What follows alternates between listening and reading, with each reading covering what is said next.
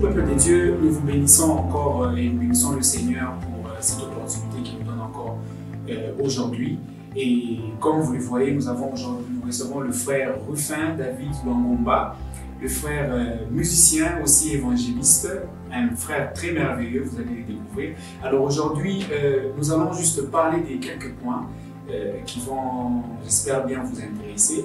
Et tout d'abord, nous allons saluer le frère Rufin David. Bonjour frère Rufin David. Bonjour. Voilà. Alors le frère Rufin aujourd'hui va nous parler de lui tout d'abord et aussi va nous parler de sa carrière musicale. Si nous devons exclure d'abord l'étiquette du fait qu'il est aussi évangéliste, nous allons tout d'abord parler du fait qu'il est musicien. Alors, frère David Rufin, frère Rufin David ou frère David Rufin, ça dépend. Alors, parlez-nous brièvement de vous et de votre parcours. Qui est le frère David et le frère Rufin David Lwangomba? Le frère Rufin David Lwangomba, c'est d'abord un enfant de Dieu. C'est d'abord un enfant de Dieu qui a reçu Jésus comme Seigneur et Sauveur. Et par la grâce de Dieu, je suis visionnaire du ministère Évangile sans frontières et aussi pasteur de l'église du Divin Potier. Et s'il faut parler de... Je suis encore célibataire en voie de disparition. Je crois qu'après le confinement, on parlera déjà en termes du mariage. Voilà. Alors, le frère Rufin, il va nous parler aussi de son début. Le début, quand est-ce que vous avez commencé? Quand est-ce que vous avez eu cette vision? C'est venu comment? Vous avez commencé quand? Jusqu'où vous en êtes? La vision de la musique. De la musique. De la musique, ok, d'accord. En fait, je sais qu'aujourd'hui, dans cette vie de Lubumbashi, me voir en train de prêcher ou me voir en train de chanter plutôt, c'est pour d'autres personnes, c'est du nouveau. Me voir faire un album, me voir faire un single, c'est du nouveau. Mais les gens qui sont toujours avec moi, ils savent. Ils savent que toutes les fois où j'étais prédicateur, j'étais toujours chanteur.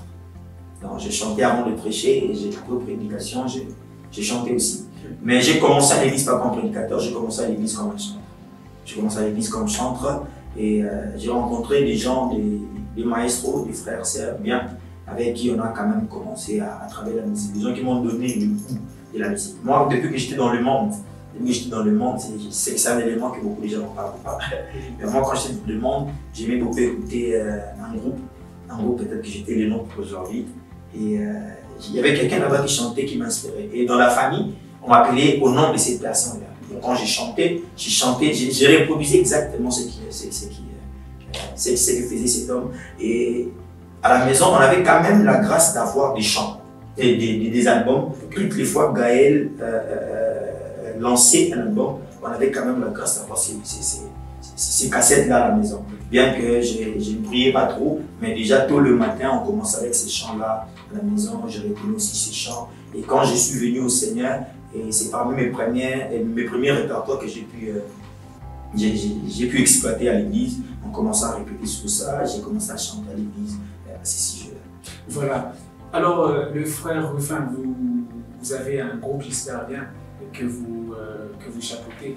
Un groupe de la musique, bien sûr. Un groupe de la musique, oui, j'ai des frères serbiens avec qui on travaille. Okay.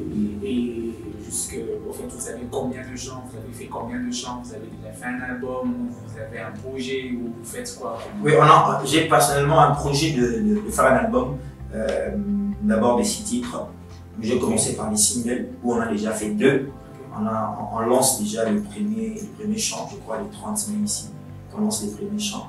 Et on a un projet d'album, nous sommes juste en train de lancer d'abord les premiers chants pour voir comment on peut s'y prendre pour maintenant lancer l'album.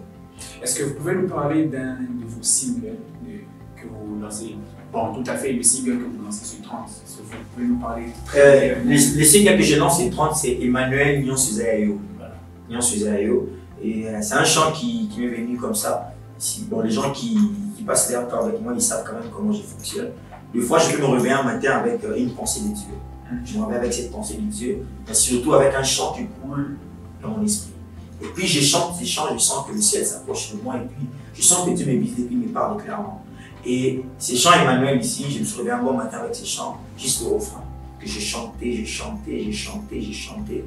Et ça a commencé alors que j'ai voulu me laver comme un tout chanteur qui se respecte. Effectivement. Nos premiers lieux de répétition, c'est d'abord la douche. J'étais en train de chanter. Et ces chants qui passaient dans mon esprit, et quand je les chantais, je sentais quand même qu'il y avait. Ça bouillonnait les noms de mots. Et du coup, vers 10 heures, je commence à recevoir le refrain. Et le couplet plutôt. J'ai reçu le couplet, je n'ai pas pu écrire, mais j'ai enregistré avec mon téléphone. Et quand je l'ai enregistré, j'ai gardé ça. Et la chose qui m'a vraiment boosté à aller faire cela enregistrer au studio, c'est sur base des 2 visions que j'ai pu faire. Vraiment, on me disait dans la vision que tu as enterré quelque chose ici. Je viens de terrer, je vois on est écrit chant. Et deuxième vision, c'était je sors vers la poste. Je vois quelqu'un qui voulait ouvrir son lieu de travail. Et il fait sortir un baffle. Il met un chant, je me dis, mais ça c'est mon chant. C'est mon chant. Mais lorsque la personne qui a chanté ici, il l'était lorsque j'étais en train de répéter. Voilà. Et une voix me dit clairement, ce n'était pas ton chant. Je te l'avais donné pour chanter, pour amener l'église dans ma présence. Mais comme tu ne l'as pas chanté, moi j'en avais besoin de l'écouter au cœur de l'église. C'est pourquoi je l'ai laissé à quelqu'un d'autre. Et quand je me suis réveillé du coup, je me suis dit non, il faut vraiment faire, c'était un besoin pressant du Seigneur. C'est là que j'étais parti enregistrer ces chants. En tout cas, je crois nous sentir déjà qu'il y a le tonus du frère, en tout cas, le frère Rufin David. Qui est le frère Rufin David à Lubumbashi? Le frère Rufin David à Lubumbashi, il est prédicateur de l'évangile. Tout d'abord dans la carrière musicale. Qui il est? Dans la carrière musicale, dans la carrière musicale, il est un débutant qui veut se lancer, qui veut prendre le risque en fait. Si je veux dire en un mot, le Rufin David, il veut prendre le risque d'adhérer le monde musical à Lubumbashi. Voilà. Alors, est-ce que vous croyez bien réussir? Bon, je ne sais pas comment vous définissez la réussite pour un album. Pour moi, j'ai défini selon moi, selon ma compréhension. La réussite de l'album, selon moi, ce n'est pas le fait d'avoir été suivi par beaucoup de gens. Mais pour moi, la réussite de cet album ou de ces singles qu'on veut lancer, c'est d'entendre ces chants être chantés dans différentes églises. C'est ça pour moi une réussite. Alors, vous avez dit la réussite dépend des chants que vous faites qui sont chantés dans des églises. Alors, dites-moi, qu'est-ce que vous aurez remarqué par rapport aux musiciens chrétiens que nous avons tout d'abord au Congo? Quelles sont les remarques que vous faites par rapport aux chants? Parce qu'il y a de ce chant, un album qui est fait ou un musicien qui a déjà fait plus de 10 chants, plus de 20 chants, mais il n'y a qu'une seule chanson qui est chantée dans une église. Alors, qu'est-ce qui se pose lorsque cette personne peut faire des chants, mais ces chants-là ne sont pas chantés? Est-ce une réussite ou un échec? En fait, je dirais que le roi de gloire, quand il dépose dans ton esprit un chant, c'est pour servir un peuple. C'est pour servir un peuple. Et le problème qui fait, c'est que nous puissions avoir beaucoup des albums sur le marché, mais pas d'impact à l'église. Ce n'est pas tout d'abord question du chant, c'est d'abord question de l'intention ou la motivation de celui qui a chanté. Et si la motivation est de se faire de l'argent, nous sommes dans une saison où les gens se servent de Dieu pour s'enrichir. Il fait des chants, il peut s'inspirer de Johnny Hallyday, il peut s'inspirer de Céline Dion, il prend des paroles, il plaque dessus et puis il chante. Et ça vient à l'église, c'est sans impact. Pourquoi ça ne tire pas du trône de grâce? Lorsque Dieu est lui-même à la base de la source d'une inspiration, il prend le soin de donner une place au culte. Ok.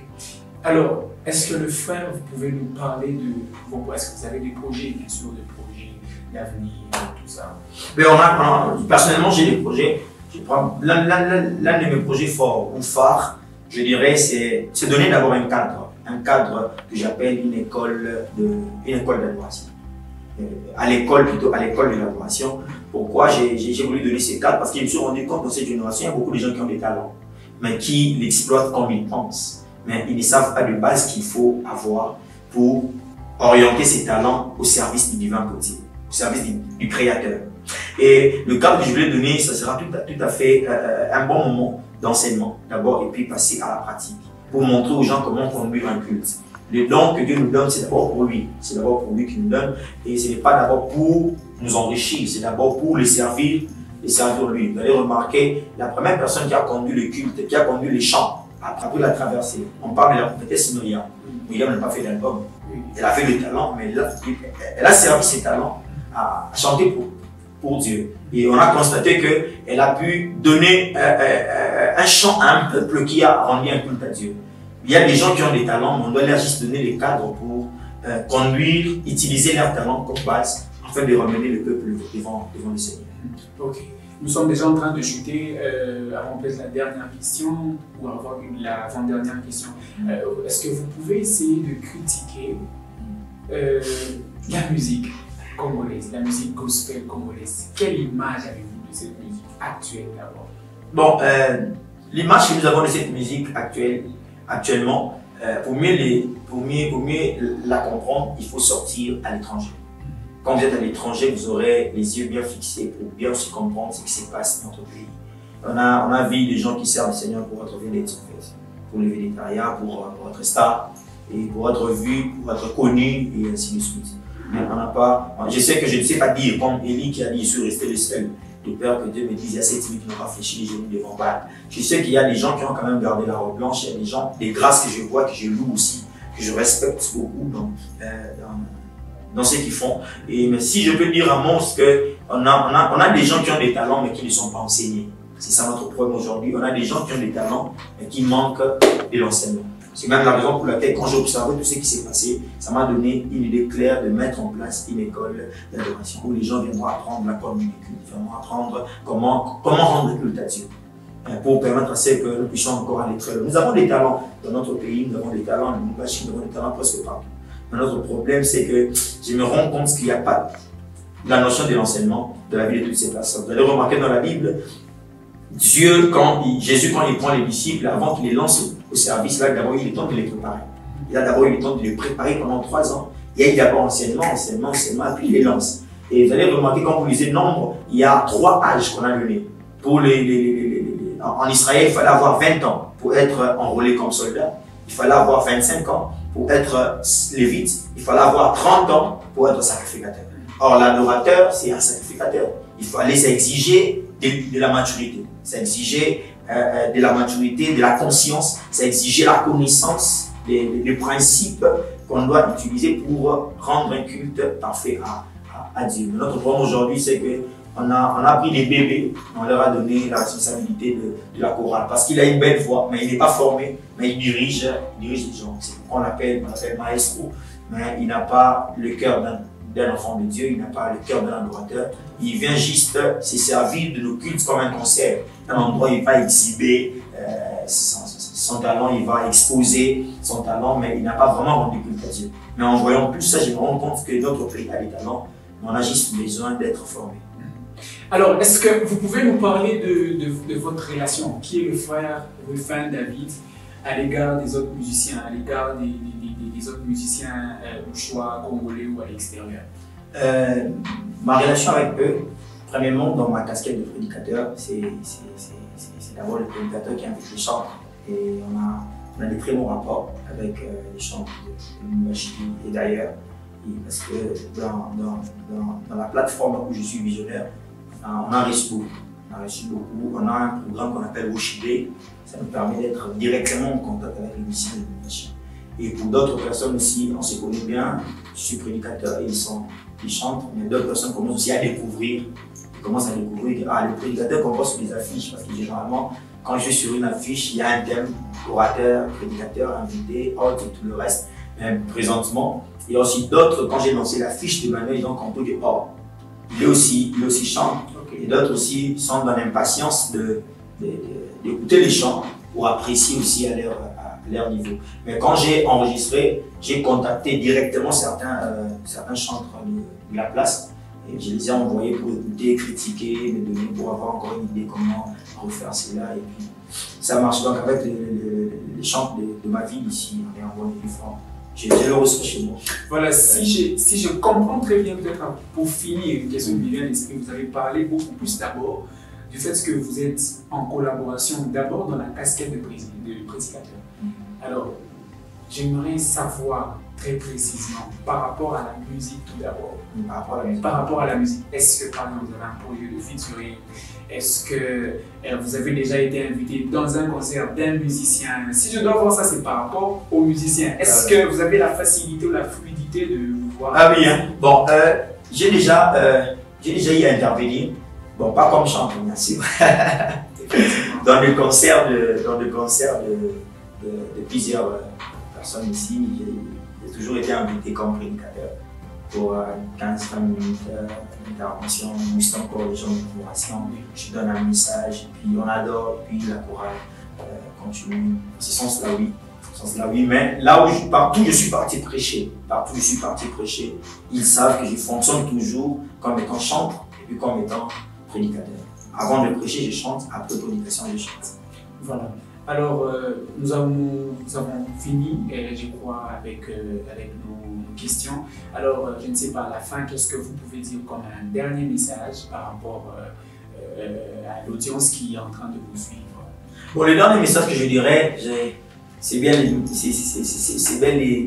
moi, votre frère, votre ami, votre serviteur, et qui s'élance pour la première fois dans cette aventure des signes et l'album, dans une carrière musicale bien définie.